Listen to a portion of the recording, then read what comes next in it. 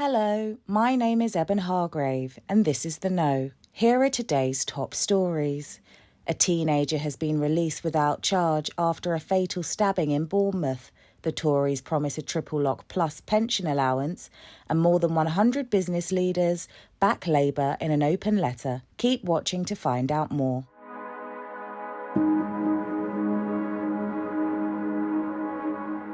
A teenager arrested on suspicion of murder has been released without charge in Bournemouth, with Dorset police confirming he has been eliminated from inquiries. The arrest came after a woman named locally as Amy Gray was fatally stabbed at Durley Chine Beach on Friday night. A second woman, aged 38, remains in hospital after being injured in the incident. CCTV images released on Sunday showed a suspect wearing a black coat and trousers, with the police urging witnesses to come forward.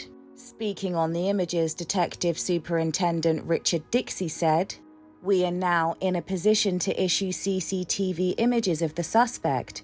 I would urge anyone who was in the area of Durley Chine Beach during the night from Friday 24th of May to Saturday 25th of May 2024 and may have seen the person pictured or anything unusual to please come forward."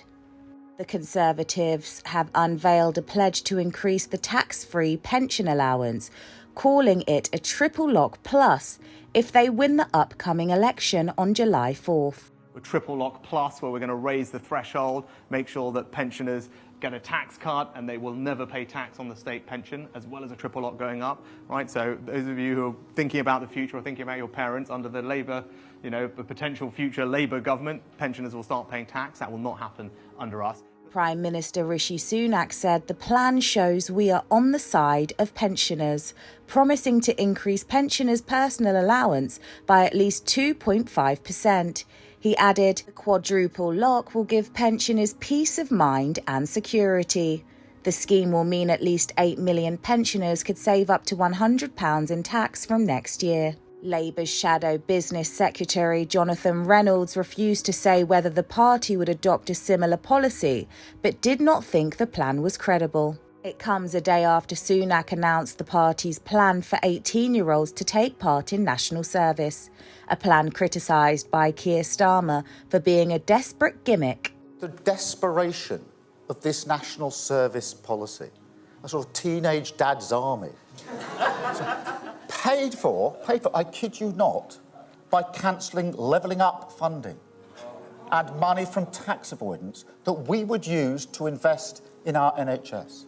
Under the plan, 18-year-olds will have the option to choose from community volunteering or military training, confirmed Home Secretary James Cleverly on Monday morning. He added, those who do not take part will face a non-criminal sanction. If the Tories remain in power, they estimate that the National Service Scheme would come into effect as late as 2029, with a test programme up and running by 2025. And finally, Labour has received the backing of 120 business leaders in an open letter published by the Times newspaper on Tuesday. Figures include chef Tom Kerridge, former Heathrow Airport chief executive John Holland Kay, former CEOs of JP Morgan and Aston Martin, Wikipedia founder Jimmy Wales, JD Sports chairman Andrew Higginson, and founder of childcare provider Koru Kids. In the joint letter, they wrote that Labour has shown it has changed and wants to work with business to achieve the UK's full economic potential, encouraging the public to give it change to change the country and lead Britain into the future. They added, we are looking for a government that will partner fiscal discipline with a long-term growth strategy, working in partnership with the private sector to drive innovation and investment, to build digital and physical capital and fix our skills system. This is the only way to put us on track for sustained productivity growth. The same day the letter was published, Shadow Chancellor Rachel Reeves delivered a speech in the East Midlands promising that Labour will be pro-worker and pro-business. Today I want to put forward a simple proposition. That this changed Labour Party is today the natural party of British business.